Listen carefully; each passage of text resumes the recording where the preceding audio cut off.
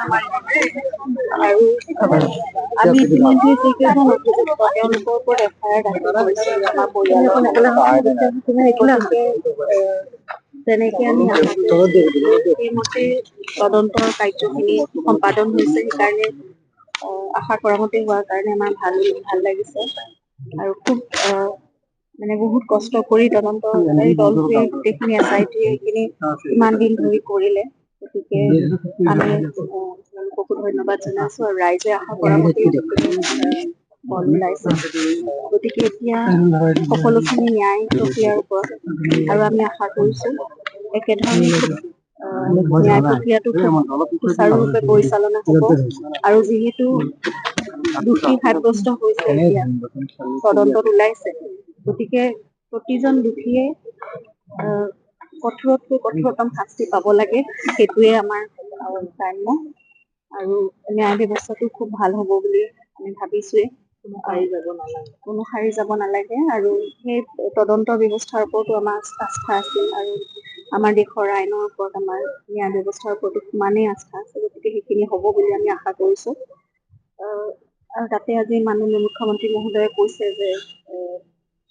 fast track আদালতৰ কথা তেওঁলোকে হাইকোৰ্টত এপিল কৰিব গতিকে সেইখিনি আমিও সকলোৱে বিচাৰিছো ৰাইজেও বিচাৰিছে আমি পৰিয়ালৰ ফালৰ পৰাও বিচাৰিছো যিমান সোনকালে পাৰে সেই ন্যায় প্ৰক্ৰিয়াটো আৰম্ভ হওক আৰু ভালকে পৰিচালিত হওক আৰু এটা মীমাংসা যাতে আমি সোনকালে পাব পাৰো আৰু পুনৰবাৰ কৈছো দোষীয়ে কঠোৰতকৈ কঠোৰতম শাস্তি পাব লাগিব আমাৰ গোটেই মানে আমাৰ ঘৰখন সানবান হল গোটেই অসমৰ ৰাইজে এই বস্তুটো সেয়াই বিচাৰি আছে যে কেনেকে জুবিন গাৰ্গৰ দৰে এটা সত্তা এনেকে নোহোৱা হৈ যাব পাৰে গতিকে তেওঁৰ নিচিনা এজন মানুহক হত্যা কৰিবলগীয়া কি থাকিব পাৰে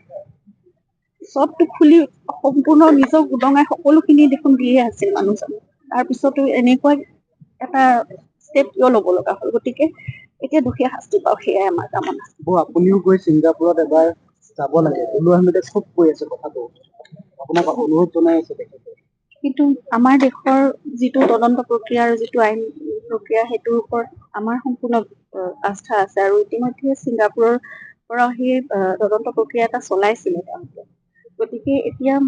মই ভাবো আমাৰ দেশত আৰু আমাৰ অসম পুলিচে যিখিনি কৰিব জুবিনৰ প্ৰতি আমাৰ যি মানে আবেগ আছে সেয়া প্ৰতিজন অসমীয়াৰ আছে আমি এতিয়া এফআইআৰ বেছ কৰিও তেওঁলোকে সেই বস্তুখিনি কৰিছে গতিকে বেলেগকে যোৱাৰ একো মই ভাবো এতিয়ালৈকে ভবা নাই আৰু ইমানখিনি কথা আমি বাৰু আইনী কথাবোৰ নাজানো কিন্তু আমি বিশ্বাস কৰো অসম পুলিচে যিটো কৰিব তেওঁলোকৰো সমানে জুবিনৰ প্ৰতি মানে দায়িত্বও আছে তেওঁলোকৰ সেইখিনি আবেগো আছে গতিকে যিখিনি অসম পুলিচে দায়িত্ব লৈ কৰিব সেইখিনি মই নাভাবো আমি বেলেগকে কিবা এটা কৰিব লাগিব বুলি গতিকে এতিয়া আমি সম্পূৰ্ণ আইনৰ এই প্ৰক্ৰিয়াটোৰ ওপৰত আমি আস্থা ৰাখি আগবাঢ়িছো